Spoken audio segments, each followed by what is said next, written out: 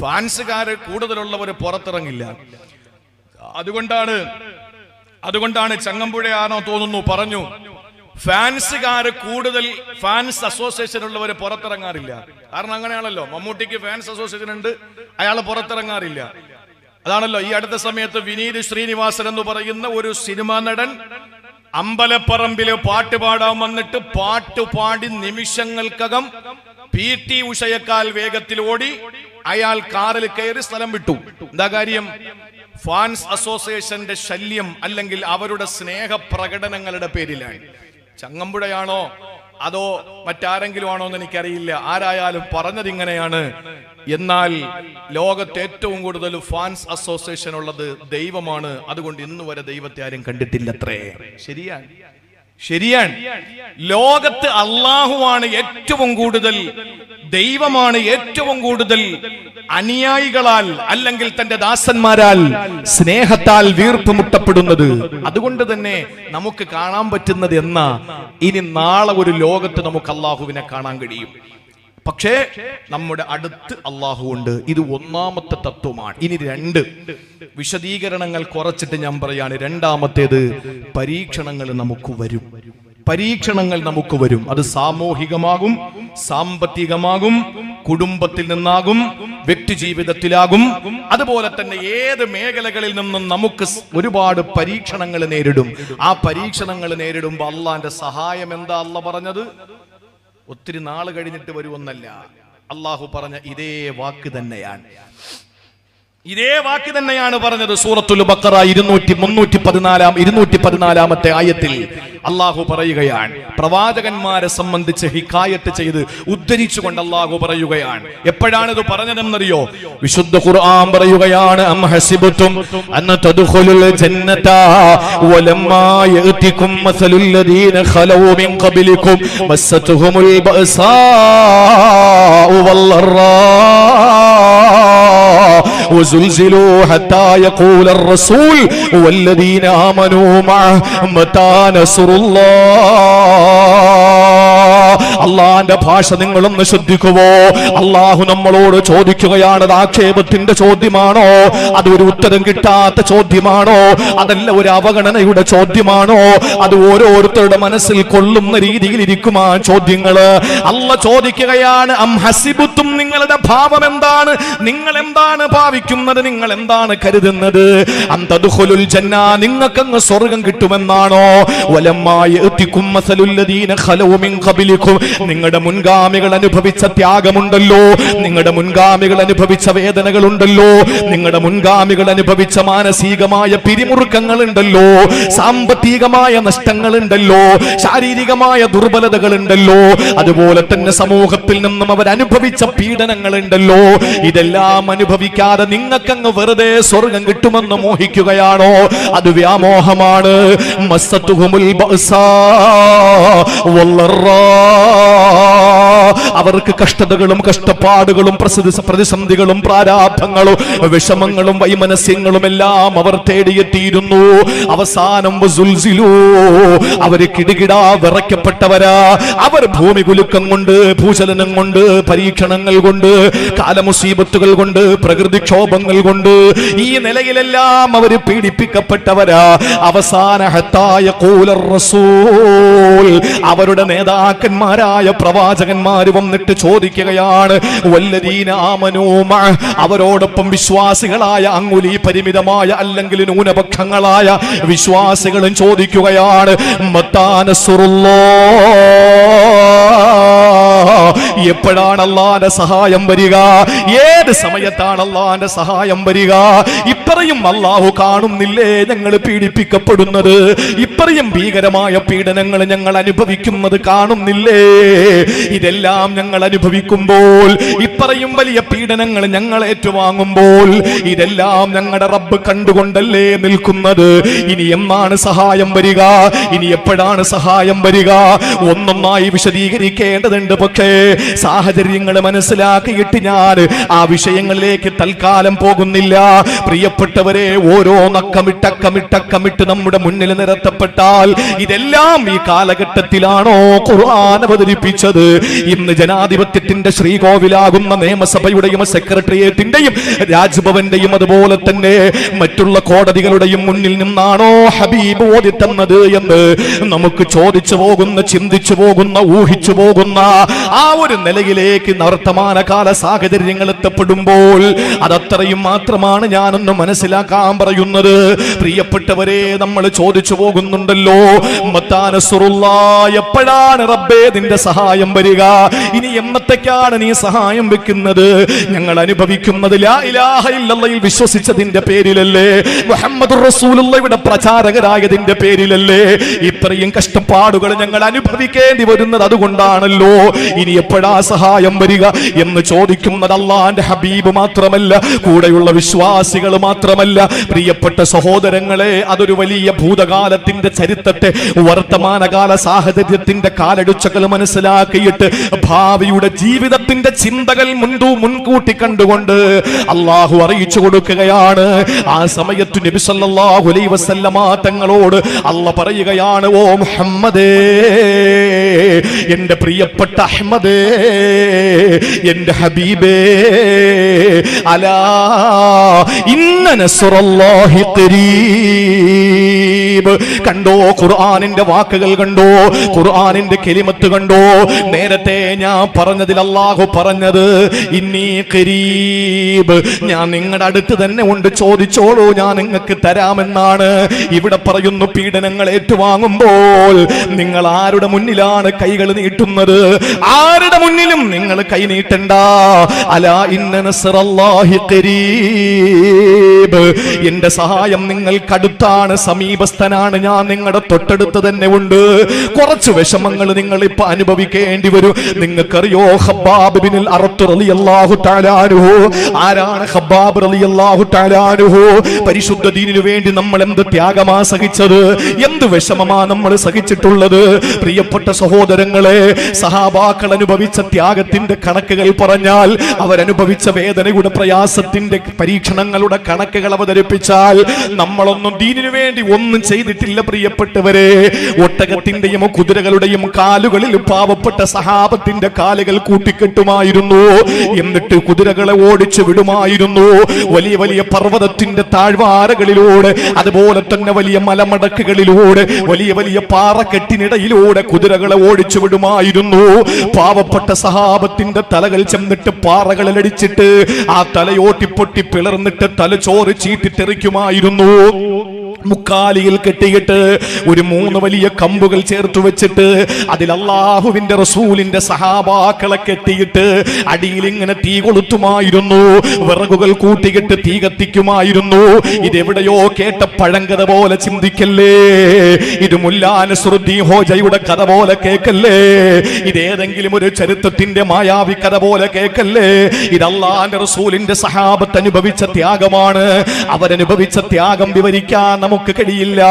ആ പ്രിയപ്പെട്ട സഹാബാക്കൾ തന്നെ പറഞ്ഞല്ലോ, ഞങ്ങൾ തൂക്കിയിടപ്പെട്ടവരായി കത്തിക്കരിക്കുമ്പോൾ ഞങ്ങളുടെ ചോരയും നീരും വീണിട്ടാണ് പലപ്പോഴും തീ കെട്ടുപോകാറുള്ളത്. അത്രയും ഭീകരമായ പീഡനങ്ങൾ ഞങ്ങൾ അനുഭവിച്ചു. അതിലേറ്റവും വലിയ പീഡനം അനുഭവിച്ചത് ആരെന്നറിയോ? ഒരിക്കലും മരുപ്പച്ചകലയായ മരുഭൂമിയിലൂടെ നടന്നു പോകുന്നു ആരാ? കിസ്റയെ വിറപ്പിച്ച, കൈസറിനെ വിറപ്പിച്ച ഖത്താബിന്റെ ഹംദമയുടെ മകനായി ബാല്യകാലത്ത് ഒരുപാട് ആട്ടിൻപറ്റങ്ങളെയും മേച്ച് നടന്ന് യുവാവായപ്പോൾ സിറിയയിലും യമനിലും ചെന്ന് പട്ടവസ്ത്ര വ്യാപാരം നടത്തി അവസാന മുഖാല ചന്തയുടെ മുതലാളിയായി മാറിയ ഖത്താബിന്റെയും ഹംദമയുടെയും മകനായി ജനിച്ച ലോകം കണ്ട ഏറ്റവും വലിയ വില്ലാളി വീരനായ വിജിഗീഷുവായ ധീരനായ മഹാനായ ഉമറുൽ ഫാറൂഖ് റളിയല്ലാഹു അൻഹു നടന്നു പോകുമ്പോൾ മഹാനായ ഖബ്ബാബ് ബിനുൽ അറത്ത് റളിയല്ലാഹു അൻഹു എതിരെ വരികയാ. ഉമർ തങ്ങൾ പിടിച്ചു പിടിച്ചു നിർത്തിയിട്ട് ചോദിച്ചു, ഹബ്ബാബേ, എന്തെങ്കിലും നിനക്ക് ദീനിനെ പറ്റി പറയാനുണ്ടോ? അൽഹംദുലില്ലാഹ്, ദീൻ എത്ര സുന്ദരമാ. ഉമർ തങ്ങൾ ചോദിച്ചു, ഹബ്ബാബേ, നീ ഇസ്ലാമിലേക്ക് കടന്നു വരുമ്പോൾ അനുഭവിച്ച എന്തെങ്കിലും വിഷമഘട്ടങ്ങളെ പറ്റി കിട്ടുന്നു വിവരിക്കാൻ കഴിയുമോ? ഹബ്ബാബ് തങ്ങൾ പറഞ്ഞത് എന്തെന്നറിയോ? എനിക്ക് പറയാനറിയില്ല, എനിക്ക് വിവരിക്കാൻ അറിയില്ല, വേണമെങ്കിൽ ഞാനൊന്ന് കാണിച്ചു തരാ എന്ന് പറഞ്ഞിട്ട് ഹബ്ബാബ് തങ്ങൾ തന്റെ കുപ്പായം അങ്ങ് പൊന്തിച്ചു കൊടുക്കുകയാ. അല്ലാ, ഖബ്ബാബ് ബിനുൽ അറത്ത് റളിയല്ലാഹു തആല അൻഹുവിന്റെ മുതുകത്ത് നോക്കുമ്പോ കണ്ട കാഴ്ച എന്തെന്നറിയോ? കാരിരുമ്പ് പോലെ കറുത്ത ഉമറിനെ പോലെ കരയിപ്പിച്ചു പോയി. ഖബ്ബാബ് ബിനുൽ അറത്ത് റളിയല്ലാഹു അൻഹുവിന്റെ മുതുകത്ത് കണ്ട കാഴ്ച എന്തെന്നറിയോ? പ്രിയപ്പെട്ടവരെ, ഏതെങ്കിലും ഒരു പോളിസ്റ്റർ തുണിയെടുത്തിട്ട് അയൺ ബോക്സ് നമ്മൾ വെക്കുമ്പോൾ, അല്ലെങ്കിൽ എന്തെങ്കിലും കൂട്ടിയിട്ട് തീ കത്തിക്കുമ്പോൾ പ്ലാസ്റ്റിക് ഉരുകി പിടിക്കുന്നത് കണ്ടിട്ടില്ലേ? അതുപോലെ മുതുകത്തിങ്ങനെ ഉരുകി പിടിച്ചിരിക്കുന്ന കാഴ്ചയാ. എന്താണിതെന്ന് ചോദിച്ചപ്പോൾ ഖബ്ബാബ് തങ്ങൾ പറഞ്ഞതെന്തെന്നറിയോ? ഞാൻ മുസ്ലിമായി എന്ന കാരണത്തിന്റെ പേരില്, ഞാൻ അല്ലാഹു ഏകനാണെന്ന് പറഞ്ഞു പോയതിന്റെ പേരില്, ഞാൻ എന്റെ ഹബീബിനെ ജീവന തുല്യം സ്നേഹിച്ചതിന്റെ പേരില്, എന്റെ സഹോദരങ്ങൾ നിങ്ങളാണ് എന്ന് ഞാൻ പറഞ്ഞതിന്റെ പേരില്, എന്റെ കുടുംബക്കാര് ചെയ്ത പരീക്ഷണമാണിത്. എന്നെ അവര് വിട്ടില്ല, ഞാൻ ഇറങ്ങി ഓടുകയാ ചെയ്തത്. ഖബ്ബാബ് റളിയല്ലാഹു തആല അൻഹു എന്ന് പറയുന്ന വ്യക്തിയുടെ ഒരു മേൽവിലാസമാണ് ഞാൻ പറഞ്ഞത്. ഇതേ ഖബ്ബാബ് ബിനുൽ അറത്ത് റളിയല്ലാഹു തആല അൻഹു, ഇതേ ഖബ്ബാബ് ബിനുൽ അറത്ത് റളിയല്ലാഹു തആല അൻഹു ഒരു ദിവസം മക്കയിലേക്ക് പോവുകയാ. കരിമ്പടം പുതച്ചു നിൽക്കുന്ന കറുത്ത സുന്ദരിയായ കരിങ്കൽ ഭിത്തി കൊണ്ട് നിർമ്മിക്കപ്പെട്ട കഅബാലയത്തിന്റെ തണലിൽ അല്ലാഹുവിന്റെ ഹബീബ് വിശ്രമിക്കുകയാ. റസൂലുള്ള ഇങ്ങനെ ഒരു തലയെടുത്തൊരു കയ്യിലേക്ക് വെച്ചിട്ട് ഇങ്ങനെ തണൽ കൊണ്ട് കിടക്കുകയാ. ഓടിച്ചെന്നിട്ട് ഖബ്ബാബ് ബിനുൽ അറത്ത് തങ്ങൾ ചോദിക്കുകയാണ്, അലാ തസ്തൻസിറുലനാ, അലാ തസ്തൻസിറുലനാ, ഞങ്ങൾക്ക് വേണ്ടി സഹായം ചോദിക്കുന്നില്ലേ നബിയേ? അലാ തദ്ഉലനാ, ഞങ്ങൾക്ക് വേണ്ടി ദുആ രക്കുന്നില്ലേ? അനുഭവിച്ചു നബിയേ, കുറെ അനുഭവിച്ചു, ഇനി താങ്ങാൻ പറ്റുന്നില്ല. ആലോചിക്കണം ചോദിക്കുന്ന ഘട്ടമേതെന്ന്. മുസ്ലിമായി പോയതിന്റെ പേരില് കുടുംബത്തിൽ നിന്ന് പോലും അനുഭവിക്കേണ്ടി വന്ന ത്യാഗമുണ്ടല്ലോ, വേദനകളുണ്ടല്ലോ. ഇതെല്ലാം കടിച്ചിറക്കി നിൽക്കുന്ന ഖബ്ബാബ് റളിയല്ലാഹു അൻഹു ഓടിച്ചെന്നിട്ട് നബി തങ്ങളോട് ചോദിക്കുകയാ, അലാ തസ്തൻസിറുലനാ, ഞങ്ങൾക്ക് വേണ്ടി സഹായം ചോദിക്കുന്നില്ലേ? അലാ തദ്ഉല്ലാഹ ലനാ, ഞങ്ങൾക്ക് വേണ്ടി റബ്ബിനോടൊന്ന് ചോദിച്ചൂടെ എന്ന് അല്ലാഹുവിന്റെ ഹബീബിനോട് ചോദിക്കുമ്പോ നബി തങ്ങൾ തണലിൽ നിന്ന് പതുക്കെ അങ്ങ് എഴുന്നേൽക്കുകയാ. എന്നിട്ട് ആ സഹാബി അടുത്തേക്ക് വിളിച്ചിട്ട് തോളത്ത് തട്ടിയിട്ട് പറയുകയാണ്, എന്റെ ഖബ്ബാബേ, മുൻഗാമികളായ ആളുകളെ നിനക്കറിയോ? പ്രവാചകന്മാരുടെ മുൻഗാമികളായ അനുയായികളെ നിനക്കറിയോ? അതിൽ ഒരാളെ കൊണ്ടുവന്ന് പരസ്യമായിട്ട് നടുറോട്ടിൽ നിർത്തിയിട്ട് ആളുകളുടെ മുമ്പിൽ വെച്ച് വിചാരണ ചെയ്യുകയാണ്. ഒരു ഈർച്ചവാള് കൊണ്ടുവന്നിട്ട് ആ പാവപ്പെട്ട മനുഷ്യന്റെ തലയിലേക്ക് വെച്ചിട്ട് താഴേക്ക് ഇങ്ങനെ ഒരൊറ്റ വലിയ, പണ്ട് നമ്മുടെ പനപൂരിന്റെ പ്രദേശങ്ങളിൽ ഓല കെട്ടിയ വീടുകളല്ലേ, ഇന്നാണല്ലോ രമ്യഹർമ്മങ്ങളും ഓടിട്ട വീടുകളും ഷീറ്റിട്ട വീടുകളും കോൺക്രീറ്റ് വീടുകളും വന്നത്. പണ്ട് കാലങ്ങളിൽ ഓലമുടയുന്നത് നമുക്കറിയുമല്ലോ. ആ ഓലമുടയുന്ന രീതി എങ്ങനാണ്? വെട്ടിയിടപ്പെട്ട ഏതോ ഒരു തെങ്ങിൻ തോപ്പിലെ ഒരു ഓല എടുത്തിട്ടതിന്റെ മുകളിൽ വെച്ചിട്ട് താഴേക്ക് ഇങ്ങനെ കീറിയിട്ട് രണ്ട് മടലുകളായി മാറ്റാറുണ്ടല്ലോ. ഇതുപോലെ രണ്ട് പിളർപ്പായിട്ടങ്ങ് മാറ്റുകയാണ് ആ മനുഷ്യരെ. എന്നിട്ടോ മറ്റൊരാളെ വിളിച്ച് പരസ്യമായി കൊണ്ട് നിർത്തുകയാ. എന്നിട്ട് ഈ ഇരുമ്പിന്റെ ചീർപ്പ് കൊണ്ടുവന്നു. ഇരുമ്പിന്റെ ചീർപ്പ് കൊണ്ടുവന്നിട്ട് അവന്റെ മാംസം ഇങ്ങനെ വാർന്നെടുക്കുകയാ, ഇങ്ങനെ വാർന്നെടുക്കുകയാ. അവന്റെ മാംസവും അവന്റെ എല്ലിൽ നിന്ന് ഞരമ്പും അവന്റെ തോലും തൊലിയുമെല്ലാം ഇങ്ങനെ ചീർപ്പിലൂടെ താഴേക്ക് വന്നു. ഇതൊന്നും പ്രിയപ്പെട്ടവരെ ഏതെങ്കിലും ഒരു കള്ളക്കഥകളല്ല. ഇതെല്ലാം മുൻഗാമികളായ പ്രിയപ്പെട്ട അനുയായികൾ ക്ഷമിച്ചു. നിബിതങ്ങൾ പറയുന്നു, ഖബ്ബാബേ, ഖബ്ബാബേ, മനസ്സിലാക്കണം, ഇതൊന്നും അവരുടെ ദീൻ വിട്ടു പോകുന്നതിനെ അവരെ പ്രേരിപ്പിച്ചില്ല. വല്ലാഹി ലയുതിമ്മന്നല്ലാഹു ഹാദൽ അംറ, ഈ ദീനിനെ അല്ലാഹു പൂർത്തീകരിക്കും ഖബ്ബാബേ, ഈ ദീനിനെ അല്ലാഹു പൂർത്തീകരിക്കും ഖബ്ബാബേ. ഏതുവരെ എന്നറിയോ? ഹത്താ യസീറ റാകിബു മിൻ സൻആ, ഇറാഖിലെ സൻആയിൽ നിന്ന് ഇലാ ഹദറമൗത്ത്, യമനിലെ ഹദറമൗത്ത് വരെ ആയിരക്കണക്കായ മൈലുകൾ താണ്ടിയിട്ട് ഇറാഖിലെ സൻആയിൽ നിന്ന് യമനിലെ ഹളറമൗത്ത് വരെ ഒരു മനുഷ്യൻ യാത്ര ചെയ്യും. ലാ യഖാഫു ഇല്ലല്ലാഹു വദ്ദീബ അലാ ഗനബിഹി. തന്റെ കൂട്ടത്തിൽ ഉള്ള ആട്ടിൻപറ്റങ്ങളെ ചെന്നായ പിടിക്കുമെന്ന് പേടിയല്ലാതെ വേറൊന്നും വേണ്ട. അതുപോലെ അള്ളാഹുവിനെ മാത്രം പേടിച്ചാ മതി. ഇതേത് കാലത്തിലാണ് പറയുന്നതെന്നറിയോ? പിടിച്ചുപറിക്കാരുടെ ഒരു വലിയ സങ്കേതമുണ്ടായിരുന്ന കാലമാണ്.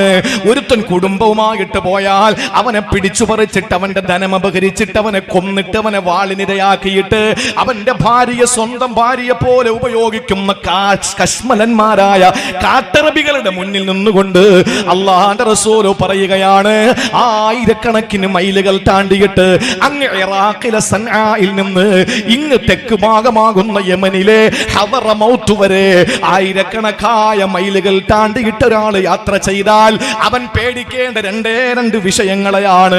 ഒന്ന്, മതപരമായിട്ട് അള്ളാഹുവിനെയും ഭൗതികമായിട്ട് അവന്റെ കൂട്ടത്തിലുള്ള ചെന്നായ്ക്കൾ പിടിക്കുമെന്ന് അവന്റെ ആട്ടിൻപറ്റങ്ങളെയും പേടിക്കണം.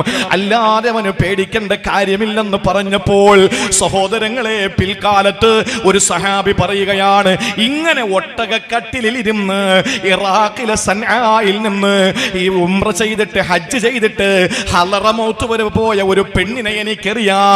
പ്രിയപ്പെട്ടവരെ, ആ നിലയിൽ ഇസ്ലാം വ്യാപിക്കുമെന്നാണ്. എല്ലാ കള്ളക്കാരും എല്ലാ കള്ളത്തരം കാണിക്കുന്നവരും പാവപ്പെട്ടവനെ സാമ്പത്തികമായി ചൂഷണം ചെയ്യുന്നവരും എല്ലാവരെയും അല്ലാഹു പിടിച്ചു കെട്ടുമെന്നാണ് പറഞ്ഞത്. എന്നിട്ട് നബി തങ്ങൾ പറയുന്നു, പക്ഷെ വലാകിന്നകും തസ്തഅജിലൂ, നിങ്ങൾക്ക് അല്പധൃതി കൂടുതലാണ്, അങ്ങനെ പെട്ടെന്നൊന്നും കാര്യങ്ങൾ നടക്കൂല. അതുകൊണ്ട് ഹബ്ബാബേ, പൊന്നുമോനെ, മടങ്ങിപ്പോയ്ക്കോ, ക്ഷമിച്ചോ, നിനക്ക് അല്ലാഹു പ്രതിഫലം തരുമെന്ന് പറഞ്ഞിട്ട് അല്ലാഹുവിന്റെ ഹബീബ് ഓതി കൊടുത്തതാണ് മതാ നസ്റുല്ലാഹ് അലാ ഇന്ന നസ്റല്ലാഹി ഖരീബ്.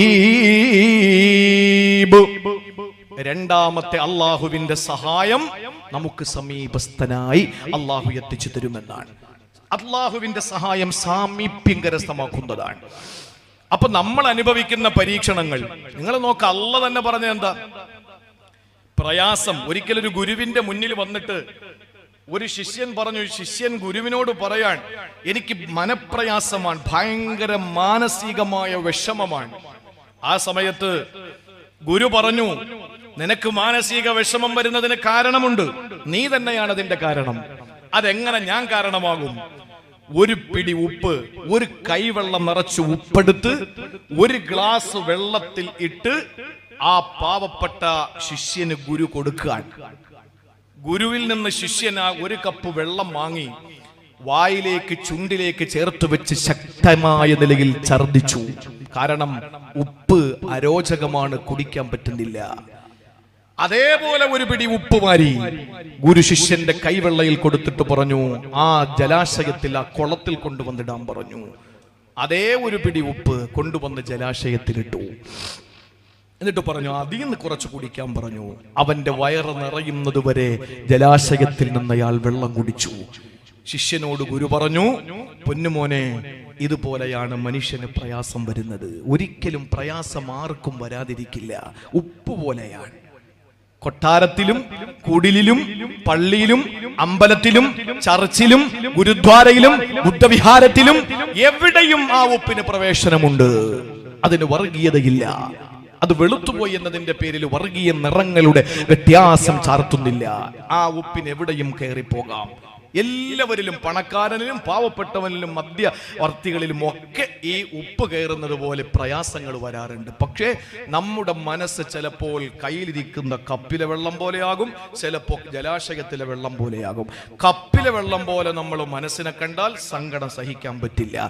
മറിച്ച് ജലാശയത്തിലെ വെള്ളം പോലെ ആ മനസ്സൊന്ന് വിശാലമാക്കിയാൽ ഒരു പ്രശ്നവും നമുക്കുണ്ടാവൂല. ഇത് ഗുരു ശിഷ്യനോട് പറഞ്ഞു കൊടുത്തതാണ്. നമ്മൾ അനുഭവിക്കുന്ന പ്രയാസങ്ങൾ ഇപ്പൊ നമ്മൾ കരുതുന്ന എന്താ? ഏറ്റവും ഒടുവിൽ ലേറ്റസ്റ്റ് ആയിട്ട് നമ്മൾ കരുതുന്ന എന്താ? ഇന്ത്യ മഹാരാജ്യത്ത് നമ്മൾ പോകേണ്ടി വരുമെന്നുള്ളതാണ്. നമ്മുടെ മുൻഗാമികൾ പോയില്ലേ? ഞാൻ ആ ഭാഗത്തെ പറ്റി ഒന്നും പറയുന്നില്ല. ഞാൻ പറയുന്നത്, പ്രിയപ്പെട്ടവരെ, നമ്മുടെ മുൻഗാമികൾ അനുഭവിച്ച ത്യാഗങ്ങൾ, അവരനുഭവിച്ച വിഷമങ്ങൾ, അവരനുഭവിച്ച പ്രയാസങ്ങൾ, നമ്മുടെ ജീവിതത്തിൽ നമ്മൾ അനുഭവിക്കുന്ന പ്രയാസങ്ങളോട് തട്ടിച്ചു നോക്കുമ്പോൾ അവർ ജലാശയത്തിൽ ഉപ്പ് കലർത്തിയവരെ പോലെയും നമ്മൾ കൈയിരിക്കുന്ന ഒരു കപ്പിൽ ഉപ്പ് കലർത്തിയവരെ പോലെയുമാണ്. നമുക്കത് താങ്ങാൻ പറ്റുന്നില്ല. ചിന്തകന്മാർ എഴുതി വെച്ചത്, ചിന്തകന്മാരുടെ എഴുത്ത്, മനുഷ്യന്റെ പ്രയാസം എന്ന് പറയുന്നത് ഒരു വലിയ കളകളാരവം മുഴക്കി ഒഴുകുന്ന കൊച്ചരുവികളിലെ മാർഗ തടസ്സം സൃഷ്ടിച്ചുകൊണ്ട് അവിടെ രൂപപ്പെടുന്ന വലിയ വലിയ പാറകൾ പോലെയാണത്രേ. വിശ്വാസിയുടെ ഈമാനോ ഒഴുകുന്ന വെള്ളം പോലെയും. വിശ്വാസി എന്ന് പറഞ്ഞാൽ ഒഴുകുന്ന വെള്ളം പോലെ ആകണം. ശുദ്ധമായ വെള്ളം ഒഴുകിപ്പോകുന്ന വിശ്വാസം അങ്ങനെയാണ്. പോകുന്ന വഴിയിൽ ചിലപ്പോൾ പ്രയാസങ്ങളാകുന്ന പാറക്കെട്ടുകൾ മുമ്പിൽ രൂപപ്പെടും. ഏതെങ്കിലും വെള്ളം ഒഴുകുമ്പോ നമുക്കറിയാലോ, പാർവതി പുത്തനാറിന്റെ അല്ലെങ്കിൽ നമ്മുടെ കിള്ളിയാറിന്റെ ഈ പ്രദേശത്ത് വെള്ളം ഒഴുകുന്നുവെങ്കിൽ ആ വെള്ളത്തിന്റെ ഒഴുക്ക് ഒരിക്കലും ഇരിക്കുന്ന കല്ലിനെ, പാറയെ പൊട്ടിച്ചിട്ട് പോകാൻ നിൽക്കൂല. ഒന്നുകിൽ അതിന്റെ മുകളിലൂടെ കയറി ഒഴുകാൻ നോക്കും. കഴിഞ്ഞില്ലെങ്കിൽ വലത്തോട്ടോ ഇടത്തോട്ടോ മാറി ദിശ മാറിയിട്ട് വെള്ളം ഒഴുകിപ്പോകും. അതുപോലെയാ നമ്മുടെ പ്രയാസങ്ങൾ. മുന്നിൽ രൂപപ്പെടുന്ന സാമ്പത്തിക പ്രതിസന്ധികളും മാനസിക വിഷമങ്ങളും ശാരീരിക ദുർബലതകളും ഒന്നും നമ്മുടെ ഈമാനിനോ പരിശുദ്ധമായ ദീനി ചൈതന്യം തുളുമ്പുന്ന ഇസ്ലാമിക ജീവിതത്തിന്റെ ഏതെങ്കിലും ഒരു നിലയ്ക്കോ ഒരിക്കലും കോട്ടം തട്ടാൻ പാടില്ല. ഒന്നുകിൽ അതിനെ അവഗണിച്ച് മുകളിലൂടെ കയറിപ്പോകാൻ കഴിയണം, അല്ലെങ്കിൽ വലത്തേക്കോ ഇടത്തേക്കോ നമുക്ക് ഒഴുകിപ്പോകാൻ കഴിയണം. അള്ളാഹു മനസ്സിലാക്കാനുള്ള തൗഫീക്ക് നൽകി അനുഗ്രഹിക്കുമാറാവട്ടെ. പ്രിയപ്പെട്ട സഹോദരങ്ങളെ, സഹായം അള്ളാഹുവിൻ്റെത് ഉറപ്പായിട്ട് നമുക്ക് വരും. നമുക്ക് നമുക്ക് ചെയ്യാൻ പറ്റുന്ന എന്താണെന്നറിയോ? എന്താണ്? സഅദ് ബിൻ അബീ വഖാസ് റളിയല്ലാഹു തആല അൻഹു, അറിയുമല്ലോ, പ്രമുഖനായ സഹാബിയാണ് സഅദ് ബിൻ അബീ വഖാസ് റളിയല്ലാഹു അൻഹു. അദ്ദേഹത്തിന്റെ ജീവിതത്തിൽ കാഴ്ച നഷ്ടപ്പെട്ടു പോയി. കാഴ്ച നഷ്ടപ്പെട്ട എത്രയോ ആളുകൾ ഈ സദസ്സിലുണ്ടാകും.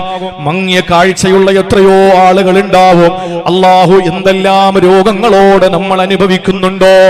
2 ദിവസം മുമ്പാണ്, കൃത്യമായി പറഞ്ഞാലും മെനിങ്ങാനാണ്, ഷമീം ഉസ്താദിന്റെ കയ്യിലും ഈ വിനീതന്റെ കയ്യിലും നമ്മുടെ വാഴോടുള്ള അബ്ദുറഹീം സാഹിബ് ഒരു ചെറിയ തുണ്ട് കൊണ്ടുവരികയാണ്. പ്രിയപ്പെട്ടവരെ, ആര് കൊടുത്തുവിട്ട തുണ്ടെന്നറിയോ? ഒരു ചെറിയ തുണ്ട്. അതിലൊരു ഫോൺ നമ്പറാണ് എഴുതിയിരിക്കുന്നത്. എന്നിട്ട് പറഞ്ഞുവത്രേ, ഒന്ന് വിളിക്കണം, വേറെ ആരുടെയും നമ്പർ കയ്യിലില്ല. ആരാണ് വിളിക്കാൻ വേണ്ടി പറഞ്ഞത്? പതിറ്റാണ്ട് വർഷങ്ങളോളം ഈ പനവൂരിനെ പനവൂരാക്കി മാറ്റിയ ഹാഫിൽ ഉസ്താദ് എന്നറിയപ്പെടുന്ന ഒരു വലിയ മഹാമനീഷി ഉണ്ടായിരുന്നു. അദ്ദേഹമാണ് മെഡിക്കൽ കോളേജിൽ ക്രിയാറ്റിന് 6 കഴിഞ്ഞു. അതുപോലെ തന്നെ ഡയാലിസുകൾ ചെയ്തുകൊണ്ടിരിക്കുകയാണ്. 15 മണിക്കൂറാണ് ഒരു ഡയാലിസിന്റെ സമയമത്രേ. അദ്ദേഹം വിളിക്കാൻ വേണ്ടി പറഞ്ഞു. ഞാൻ വിളിച്ചപ്പോൾ പതിഞ്ഞ സ്വരത്തിൽ എന്നോട് പറഞ്ഞു, എന്റെ ശിഷ്യന്മാരെ ഒന്നും എനിക്കിപ്പോ ഓർമ്മയില്ല, അതുകൊണ്ട് മോൻ എല്ലാവരോടും പറയണം, എനിക്ക് കഠിനമായ രോഗമാണ്, അറ്റാക്ക് വന്നു, അതുപോലെ തന്നെ എനിക്ക് ശാരീരികമായി മൂത്ര സംബന്ധമായ യൂറിൻ സംബന്ധമായ പ്രശ്നമാണ്, അതുകൊണ്ട് നന്നായിട്ട് ദുആരക്കാൻ പറയണം. ഒരു 11 സ്വലാത്തെങ്കിലും ചൊല്ലിയിട്ട് എനിക്ക് വേണ്ടി ദുആരക്കാൻ പറയണേ എന്ന് വസിയത്ത് ചെയ്തത് ഞാൻ നിങ്ങളാക്കി മാറ്റിയ എന്നെക്കാൾ ഒരുപാട് പരിചയസമ്പന്നരായ നിങ്ങളുടെ മുന്നിൽ പ്രിയപ്പെട്ടവരെ പറയുകയാണ്, ആ പാവപ്പെട്ട പണ്ഡിതന് ഇവിടെ എത്രയോ മക്കളെ ഹാഫിലീങ്ങളാക്കി അദ്ദേഹം അറിവിന്റെ ആദ്യാക്ഷരം കുടിച്ചിട്ട് അതബ് പഠിപ്പിച്ച് അല്ലാഹ് മനസ്സിലാക്കി കൊടുത്ത എത്ര ആളുകളാണ് എന്റെ മുന്നിലുള്ളത്. പ്രിയപ്പെട്ടവരെ, രോഗിയാണ്. ഇങ്ങനെ കഠിനമായ രോഗങ്ങൾ കൊണ്ട് ബുദ്ധിമുട്ടുന്ന പലരുമുണ്ട്. ഈ സരസിൽ വരേണ്ട ഹാഷിം ബാക്കവി രോഗിയായി വീട്ടിലാണ്. അതുപോലെ ഈ പള്ളിയിൽ അങ്ങോട്ടും ഇങ്ങോട്ടും ഓടി നടന്ന നമ്മുടെ സൂപ്രണ്ട് മാമ വീട്ടിലാണ്. എത്ര ആളുകളാണ് രോഗത്തിന്റെ കാഠിന്യതയിൽ വീടുകളിൽ കഴിയുന്നത്. അല്ലാഹു കാമിലായ മുസ്തമിറായ ദായിമായ സമ്പൂർണമായ ശിഫാ ശമനം നൽകി അല്ലാഹു അനുഗ്രഹിക്കുമാറാവട്ടെ. പ്രിയപ്പെട്ട സഹോദരങ്ങളെ, കാഴ്ച നഷ്ടപ്പെട്ടു പോയി ജീവിതത്തിന്റെ പാതി വഴിയില്. അങ്ങനെ ജീവിതത്തിന്റെ പാതി വഴിയില് കാഴ്ച നഷ്ടപ്പെട്ടപ്പോൾ ഖുർആൻ ഓതാൻ കഴിയുന്നില്ല. സഅദ് ബിൻ അബീ വഖാസ് റളിയല്ലാഹു അൻഹു ആണെങ്കിലോ മുസ്തജാബു ദഅവയാണ്. ചോദിച്ചാൽ അല്ലാഹു റബ്ബുൽ ഇസ്സത്ത് ഉത്തരം ആ സെക്കൻഡിൽ കൊടുക്കുന്ന ദുആക്ക് ഉത്തരമുള്ള സഹാബിയാണ്. സഹാബാക്കളിൽ ഏറ്റവും പ്രമുഖനായ സഹാബിയാണ്. അദ്ദേഹത്തോട് ആളുകൾ വന്നിട്ട് ചോദിച്ചു, സഅദ് ബിൻ നബി വഖാസേ, നിങ്ങൾ അല്ലാഹുവിനോട് ചോദിച്ചാൽ ആ നിമിഷം നിങ്ങൾക്ക് ഉത്തരം തരൂലേ? ഒന്ന് ചോദിച്ചൂടെ? നിങ്ങളുടെ കണ്ണിന്റെ കാഴ്ച തിരിച്ചു തരാ. ആ സമയത്ത് സഅദ് ബിൻ നബി വഖാസ് തങ്ങൾ പറഞ്ഞതെന്തെന്നറിയോ? എന്റെ പ്രിയപ്പെട്ടവരെ, നമ്മുടെ ഹൃദയത്തിൽ കുളിരു പകരുന്ന വാക്കാ. സഅദ് ബിൻ നബി വഖാസ് പറയുകയാണ്, എന്റെ സൃഷ്ടാവായ എന്റെ അല്ലാഹ്, എന്നെ പരിപാലിക്കുന്ന എന്റെ അല്ലാഹ്, അവനാണ് എന്റെ കാഴ്ച തിരിച്ചെടുത്തത്. അവൻ അറിയാമല്ലോ ഇന്ന് സഅദ് ബിൻ നബി വഖാസിന് കാഴ്ചയില്ലെന്ന്. അതിൽ അവന് സന്തോഷമല്ലേ? ഈ സന്തോഷം എന്റെ റബ്ബിന്റെ സന്തോഷമാണെങ്കിൽ കാഴ്ച തിരിച്ചു കിട്ടുക എന്നുള്ളത് എന്റെ സന്തോഷമാണ്. പക്ഷെ ഞാൻ നോക്കുന്നത് എന്റെ സന്തോഷമല്ല, എന്റെ റബ്ബിന്റെ സന്തോഷമാണ് എനിക്ക് വേണ്ടത്. അതുകൊണ്ട് എന്റെ റബ്ബിനോട് ഞാൻ കാഴ്ച തിരിച്ചു തരാൻ പറയൂല എന്ന് പറഞ്ഞ സഅദ് ബിൻ നബി വഖാസ് റളിയല്ലാഹു ഉണ്ടല്ലോ. പരീക്ഷണങ്ങളും വിഷമങ്ങളും നമുക്ക് ധാരാളം വരുമ്പോ ഒരിക്കലും നമ്മൾ പതറണ്ട. അല്ലാഹു നമ്മളോട് പറയുന്നു, അലാ ഇന്ന നസ്റല്ലാഹി ഖരീബ്, എന്റെ സഹായം നിങ്ങൾക്ക് തൊട്ടടുത്ത് തന്നെ ഉണ്ട്. നിങ്ങൾക്ക് തൊട്ടടുത്ത് തന്നെ എന്റെ സഹായമുണ്ട്. പ്രിയപ്പെട്ടവരെ, നമ്മൾ ചെയ്യേണ്ടത് ഒന്നേ ഒന്ന് മാത്രമേ ഉള്ളൂ, സുജൂദുകൾ അധികരിപ്പിക്കലാണ്. സുജൂദ് എന്താണെന്ന് നിങ്ങൾക്കറിയോ? അബുൽ കലാം ആസാദ് എന്ന് പറയുന്ന ഭാഷാ പിതാവ് എന്നറിയപ്പെടുന്ന അബുൽ കലാം ആസാദ് ഉണ്ടല്ലോ, അയാളോട് ചോദിച്ചത്, നിങ്ങളുടെ സുജൂദ് കൊണ്ട്, നിസ്കാരം കൊണ്ട് നിങ്ങൾക്ക് എന്താ കിട്ടുന്നത്? അബുൽ കലാം ആസാദിന്റെ മറുപടി പെട്ടെന്നാണ്, എന്റെ വീട്ടിലെ വേലക്കാരന് കാല് വെക്കുന്നിടത്ത് ഞാൻ എന്റെ തല വെക്കുന്നതാണ് സുജൂദ്. എന്റെ വീട് തുടയ്ക്കുന്നവന്, വൃത്തിയാക്കുന്നവൻ, എന്റെ വീടിന്റെ ഖാദിം, എന്റെ വീടിന്റെ സെർവന്റ്, അയാള് കാല് വെച്ചത് എവിടാ, അവിടെ ഞാൻ എന്റെ ശിരസ് വെക്കും. അതാണ് സുജൂദ്. ആരുടെ മുന്നിലും കുനിക്കാത്ത അന്തസ്സിന്റെ ആഭിജാത്യത്തിന്റെ ഇസ്സത്തിന്റെ തലയുണ്ടല്ലോ, നടന്നു പോകുന്ന നിലത്തു വെച്ചിട്ട് ഒരു മനുഷ്യന്റെ വൃത്തികെട്ട അവയവമാകുന്ന പൃഷ്ഠഭാഗത്തെ ഉയർത്തി വെച്ചിട്ട് പറയുന്നതെന്താ? സുബ്ഹാന റബ്ബിയൽ അഅ്ലാ വബിഹംദിഹി, നീയാണ് അത്യുന്നതൻ റബ്ബേ, നീയാണ് സർവശക്തനായ അല്ലാഹ്. ഇത് ആരെ പോലെയാണ്? നമ്മൾ സുജൂദിലേക്ക് വിടുമ്പോ, ഇന്നത്തെ ഇശാ മുതൽ ഒന്ന് ചിന്തിച്ചു നോക്ക്. സുജൂദിൽ നമ്മൾ കിടക്കുമ്പോ ചിന്തിക്കണം, ഞാൻ എങ്ങനാണ് കിടക്കുന്നത്? ഞാൻ എന്റെ ഉമ്മയുടെ ഉദരത്തിൽ നിന്ന് പുറത്തു വന്ന് 2 വയസ്സ് വരെ ഞാൻ കിടന്നത് പോലെയാണ് ഇപ്പൊ കിടക്കുന്നത് എന്ന് പറഞ്ഞാലും, പച്ച മലയാളത്തിൽ പറഞ്ഞാലും മുട്ടിലിഴഞ്ഞിട്ടല്ലേ സുജൂദിൽ കിടക്കുന്നത്. മുട്ടിലിഴഞ്ഞ് റബ്ബിനോട് പറയണം, എന്റെ അല്ലാഹ്, ഒരുപാട് പ്രയാസങ്ങളുണ്ട്, നിന്റെ സഹായം അടുത്ത് തന്നെ ഉണ്ടെന്ന് നീ പറഞ്ഞിട്ടുണ്ട്. സഹോദരങ്ങളെ, ഞാൻ രാഷ്ട്രീയം പറയാണെന്ന് ചിന്തിക്കരുത്. കോടിക്കണക്കിന് അനുയായികളുള്ള മാർക്സിസ്റ്റ് സൈദ്ധാന്തികനായിരുന്ന സഖാവ് ലെനിൻ, കോടിക്കണക്കിന് അനുയായികളുള്ള മാർക്സിസ്റ്റ് സൈദ്ധാന്തികനായ ലെനിൻ ക്ഷയരോഗം പിടിപെട്ട് അയാളുടെ ശരീരത്തിന്റെ ഒരു ഭാഗം ഇങ്ങനെ തളർന്നു പോവുകയാ. ആ സമയത്ത് തന്റെ ഉറ്റ സുഹൃത്താകുന്ന സഖാവ് സ്റ്റാലിന് കത്തെഴുതുകയാ. 1890 തോന്നുന്നു നോബൽ നേടിയ അലക്സാണ്ടറിന്റെ ഏതോ ഒരു കളക്ഷനിൽ നിന്ന് ഈ കത്ത് കണ്ടെടുത്തതായിട്ട് ചരിത്രം പറയുന്നുണ്ട്. ചിന്തിച്ചു നോക്ക്. സഖാവ് ലെനിൻ മാർക്സിസ്റ്റ് സൈദ്ധാന്തികനാണ്. സഖാവ് സ്റ്റാലിന് കത്തെഴുതുകയാണ്, സഹോദരാ, എന്റെ ഉറ്റ സുഹൃത്തെ, എന്റെ കരളിന്റെ കഷ്ണമേ, എന്റെ സുഹൃത്തെ, എന്റെ ശരീരം ക്ഷയം വന്നിട്ട് തളർന്നിരിക്കുകയാണ്. എനിക്ക് നീ ഒരു സഹായം ചെയ്യുമോ? എന്ത് സഹായമാണ് വേണ്ടത്? എനിക്ക് ഒരു കുപ്പി വിഷം തരുമോ? മരിക്കാനാ, സഹിക്കാൻ പറ്റാത്ത വേദന. സഖാവ് സ്റ്റാലിൻ ദുഃഖത്തോടെ ഓർക്കുന്നുണ്ട്. ലെനിന്റെ കത്തങ്ങനെയാണെങ്കിൽ, പ്രിയപ്പെട്ടവരെ, ഇതേ രോഗം പിടിപെട്ട കഴിഞ്ഞ നൂറ്റാണ്ടിൽ 19-ാം നൂറ്റാണ്ടിൽ ജീവിച്ചിരുന്ന ഒരു മഹാപണ്ഡിതനുണ്ട്, മുസ്തഫ സബായി. ആ മുസ്തഫ സബായി എന്ന് പറയുന്ന മഹാപണ്ഡിതന് ഇതേ രോഗം പിടിപെട്ടു. ക്ഷയരോഗമാണ്. ഒരു വശം മുഴുവനും തളർന്നു പോയി, ഇടതുഭാഗം മുഴുവനും തളർന്ന അവശനായി. കാല് ചലിക്കുന്നില്ല, കൈ ചലിക്കുന്നില്ല, കണ്ണനങ്ങുന്നില്ല, നാവ് കുഴയുകയാണ്, ഒരു മൂക്ക് ചലിക്കുന്നില്ല. ഒരു ഭാഗം മുഴുവനും തളർന്നു കിടക്കുന്ന മുസ്തഫ സബായി തന്റെ ഉറ്റ ചങ്ങാതിക്ക് കത്തെഴുതുന്നതെന്തെന്നറിയോ? അൽഹംദുലില്ലാഹ്, എനിക്ക് ക്ഷയരോഗം പിടിപെട്ടെന്റെ ഒരു ഭാഗം തളർന്നിരിക്കുകയാണ്.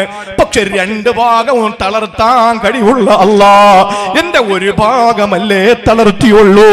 അൽഹംദുലില്ലാഹ്. മുസ്തഫ സബായിക്ക് ഉണ്ടായത് സഖാവ്, കോടിക്കണക്കിന് ആളുകളുടെ നേതാവായ സഖാവിൽ ലെനിനില്ലാതെ പോയ ഒന്നുണ്ട്. അത് വാരിയല്ലിന്റെ ഉള്ളിലുള്ള ലാ ഇലാഹ ഇല്ലല്ലാഹ്. ആ വിശുദ്ധമായ കലിമയാണ്.